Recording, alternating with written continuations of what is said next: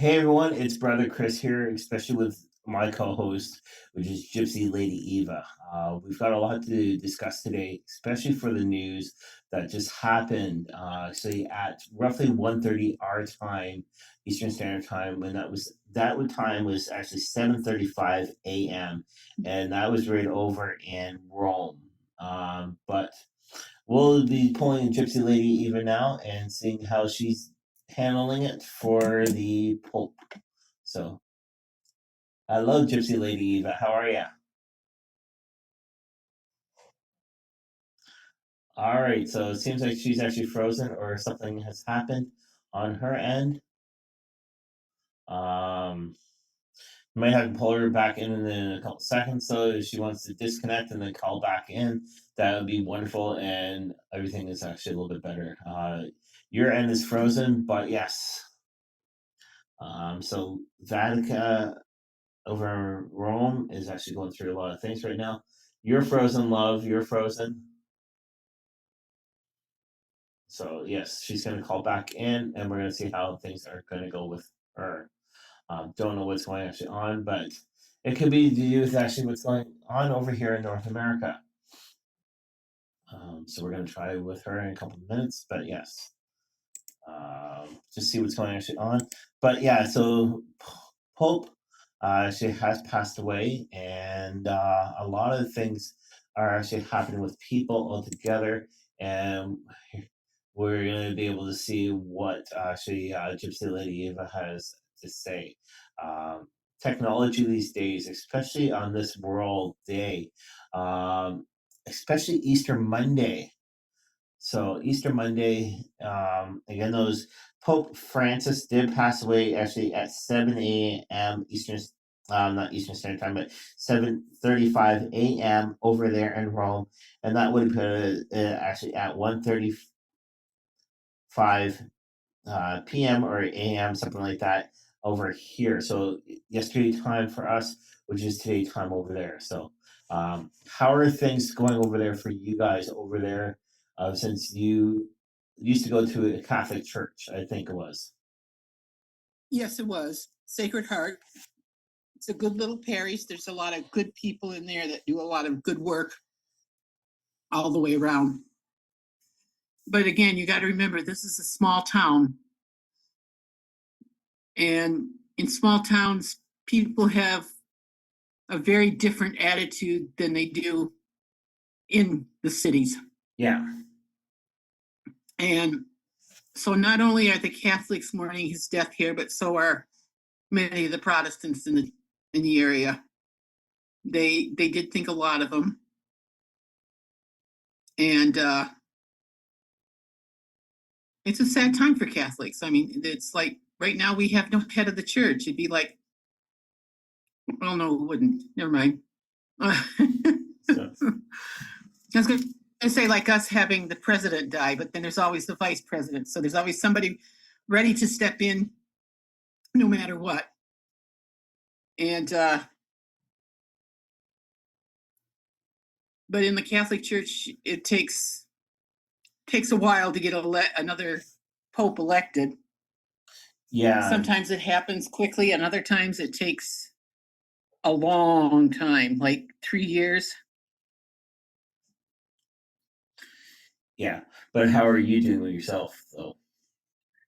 I admired him. I think he did a lot of good in the world. He proved that you didn't have to sit in on a golden throne like other leaders of the world do. Trump. And sorry, I couldn't resist that. But I mean, he really did get out into the people. He was not afraid to meet the people. And I think that was a positive. And so I admired him for that. But as for some of the other things that would be in the same arena, I just, it's like, oh, come on, let's get this church in the 21st century. We're still stuck in the dark ages. Yeah. Yeah. It's like us. Yeah, before we went live though, I turned on Gypsy Lady. I know this might sound rude, but again, those opinions are opinions. So I turned around and said I was kind of happy though. The reason why is basically because of what has happened with the Indigenous community within the past about us being actually going to residential schools within the states and also Canada. The other thing though is sort of like what you were saying though about Trump. They have been predicting for a very long time that Donald J. Trump will actually pass away shortly after the Pope has passed away. I'm sorry for the Trump supporters, but you guys have to start realizing though. Look at your economics area. Look at your society within the states. Your states has gone downhill big time ever since he became elected. And don't be blaming Biden. Do not blame actually Barack Obama. And it's so true though. Things have gone down. Look at the stock markets for that. But yeah, so Did you see that? go ahead. I'm sorry. Stock market today is down almost 1,100 points. Yeah. Dow Jones average. That's not good. No. So St. Peter's Square is right now busy with a whole bunch of people actually there. I'm going to play a little clip though, and it's going to be actually to do with the Indigenous people, to do with what happened just a couple of years ago. Since Pope Francis did come to actually the to Canada, actually I'll play a little bit. And we're not going to speak. We're going to let this play and let you guys listen all together. So, yes, here we go. An act of contrition. Pope Francis praying over the graves of generations.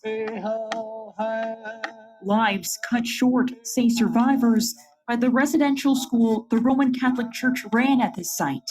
It is a blessing to receive and host you. You have traveled a long way to be with us on our land and to walk with us on the path of reconciliation. That path leading the pontiff to a display of the culture the church tried to extinguish, along with the names of more than 4,000 children who either died or never returned. I am deeply sorry.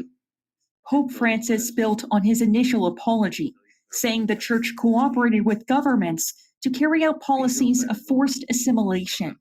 Sorry for the ways in which, regrettably, many Christians supported the colonizing mentality of the powers that oppressed the indigenous peoples.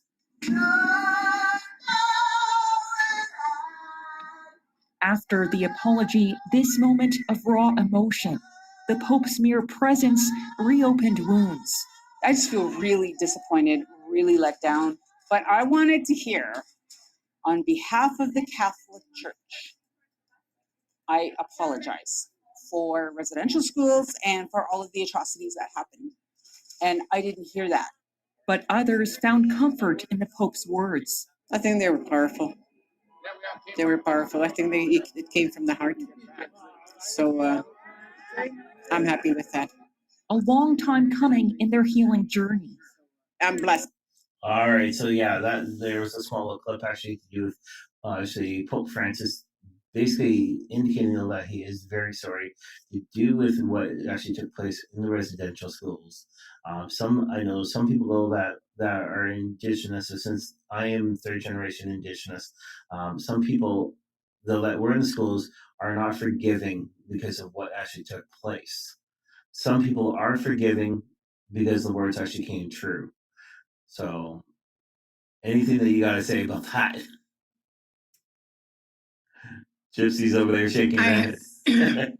Well, you have to understand too, like I say, here in the States, one of the things that was never really discussed was the Indigenous people, period. And the only way you really became associated, and I shouldn't say associated, but where you became more aware that there were other people out there was in the grade, grade B Western movies that were out there with shoot 'em up, bang bang, kill those natives because they're savages, big deal. And then it was only, I would say, in the last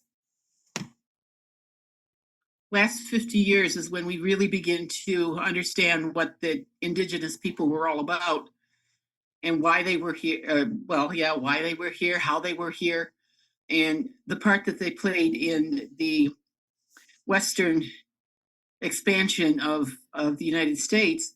And it always amazed me because if you read some of the histories that were written at that time, telling how the Native Americans helped the people, got them used to the land, showed them how to hunt and kill buffalo so that they could survive. I mean, it's amazing. And all the bang bang shoot 'em up type thing of the Western movies just wasn't a thing. Not that things didn't happen, but it wasn't a thing, if that makes any sense.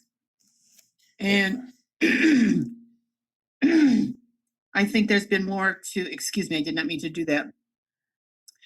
But I think it has opened a lot of things for people to begin to explore the whole indigenous aspect of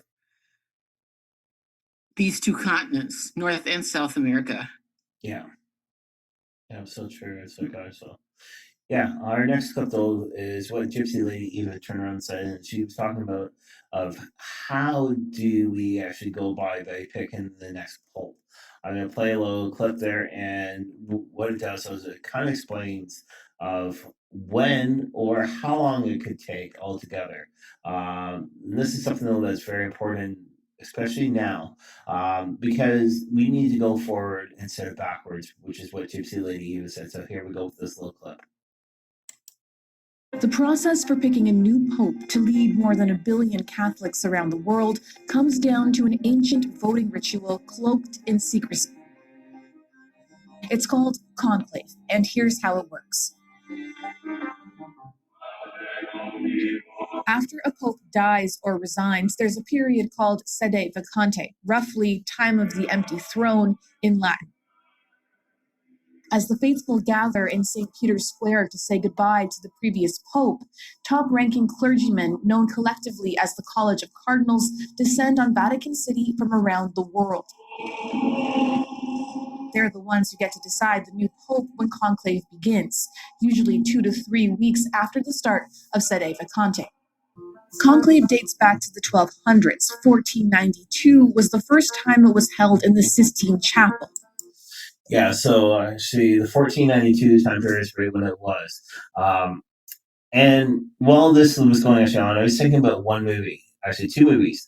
It's got Tom Hanks in it, and that there was actually the Angels and Demons, and also the Da Vinci Code. And those 2 are great movies, especially for what has just recently happened. It kind of does a little twist actually in the movie, but the truth is actually coming out within the movie altogether. Now, since you have gone to a Catholic church in the past, Gypsy Lady Eva, what does the white basically mean? The what? The white right when they're actually burning. The smoke, you mean? Yes. Well, set this up here. In the conclave, it's all done behind closed doors, so we don't really know what goes on in between. And then they cast ballots, and I'm not sure. It's like a white paper or whatever, and no, it's not. They cast ballots. If on those ballots the Pope is not elected, they throw it into the fire. They do use a kind of enhancing chemical so that they can really see, and the smoke is black, which means there is still no Pope in the elected. And so they continue to cast ballots until a Pope is elected, at which time all the ballots again are thrown into the fire, And again, they use a little bit of a chemical enhancer so that it is really, truly white smoke, which says we have a pope. And I know when Francis was elected, Pope Francis, originally the courtyard, whatever, around the Vatican Yeah. was just packed. So that would be in St. Peter's Square. St. Peter's Square, thank you. Yeah. Just from a non-Catholic. Oh, okay. So I'm being funny. And that's what the white smoke means. I don't know how that tradition got started, but it probably goes back to the Romans, who also used smoke as a sign of what's happening. yeah. So again, though, that goes all the way back to the 1400 time period. And Rome, though, is way older than North America. Of course, we all know that. But the thing, though, is it's always great to learn about the history. Now, again, I know growing up, though, my father had said, though, that there was supposed to be 3 more popes actually altogether before Christ came back. But nobody knows when he's going to come back or anything like that. But go ahead. Not even the Son of God knows when the time has come. That's right. That's a quote for the Bible. Yeah. I don't know which. It's like us. So, but yeah, no, I know just recently J.D. Vance has actually met the Pope, and J.D. Vance was actually criticized from the Pope, and the Pope was not happy at all for what he has been trying to do. Well, the Pope isn't happy with Trump either. No. And that goes back to his first term. Yeah. Excuse me. To say that the Pope doesn't get himself involved in politics is like saying When out of drink. Good one. But they do, I don't want to say stick their nose, but they do have their fingers in different political pots, if you want to use it that way. Because if you go back through history, there's just all kinds of little things. But the one that always stuck in my mind was when Henry VIII decided to divorce his wife. Yeah. And I think the first time was okay with the Pope, but the second time it's like, no, And old Henry says, well, screw you, Pope. We're going to do it my way. And thus the Anglican Church was born. Very, very, very similar to the Catholic Church, but no Pope. Yeah. Well, again, though, it's like the post for today's show, though, is they were right. So Nostradamus was right. The blind Baba yes, was correct altogether. There has been people throughout history that have actually predicted about the Pope dying in 2025. Now, I know some people, though, that say, oh, yeah, well, they were bluffing and all that. But again, those actually underneath our podcast, though, that we've done to do with Nostradamus and Baba, we actually indicated, though, that the Pope was supposed to be the first person to die. And that's what came through within our cards also. So right now, those, it's hard to say, though, but anything else you want to say? Well, it was a saint, he was an Irish saint, not St. Patrick, but Patrick was an Irish anyway.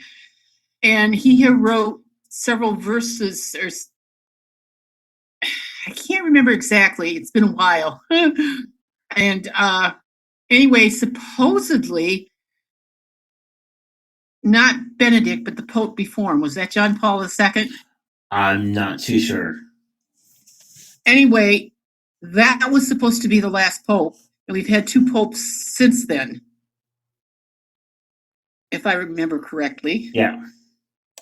But according to his prophecies, these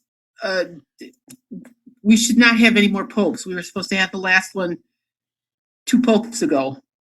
So that prophecy didn't come through.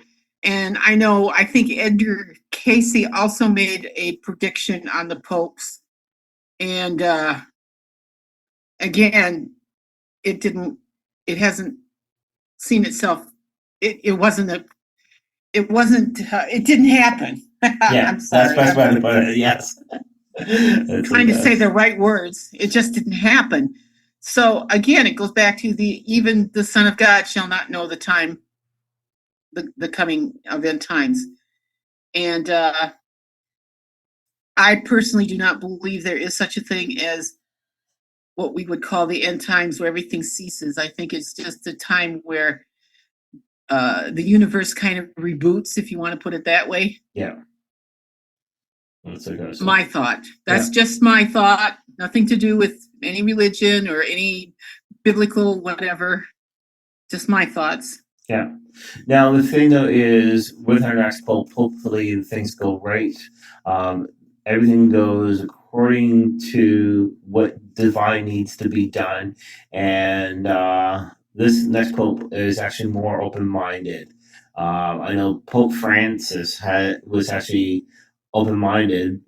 He was starting to get a little bit more, really got much older, but hopefully the next pope actually does understand a little bit more to do with not with the position, but to do with actually the world itself. Well, the interest. Go ahead. The interesting thing about Francis is because he was, first of all, he was the first non-European to be elected pope in quite a long while, 1,000 years or so. And I think because of his background, which he did connect with all kinds of people, plus he traveled just tremendously. He had more of a worldview than any pope before him. And I think that because he was not European, he was not a part of that pool, so to speak, of candidates who really never left the Vatican, so to speak. Yeah. Or had no idea what was out there beyond the walls. So I know the Pope, though, would want for those who actually have followed his path, or for the actually Catholics altogether, start showing love. Start showing more love than what you actually have shown altogether. There's too much hate in this world these days. What we need to do is actually start sending more positive love actually out there. And just before we go, what we're going to do is we're going to play a little bit more actually for you guys, so you guys can listen. And we do say thanks a lot for joining in today for the short stream about Pope Francis's death. Again, though, he was 88 years old. He passed away over in Rome time, which would have been at 7:35 a.m. Eastern Standard Time. That was 1:35 p.m. So he passed away Sunday over here, over in North America, but that would have been Easter Monday over there. But who knows? Since Christ actually did rise actually on Easter Monday, who knows? He might rise again to the Pope. So that would be interesting. He could be the prophecy one. So again, though, thanks for joining us in today. You guys have a wonderful day. We'll talk to you guys later. Thank you for your time. It is appreciated.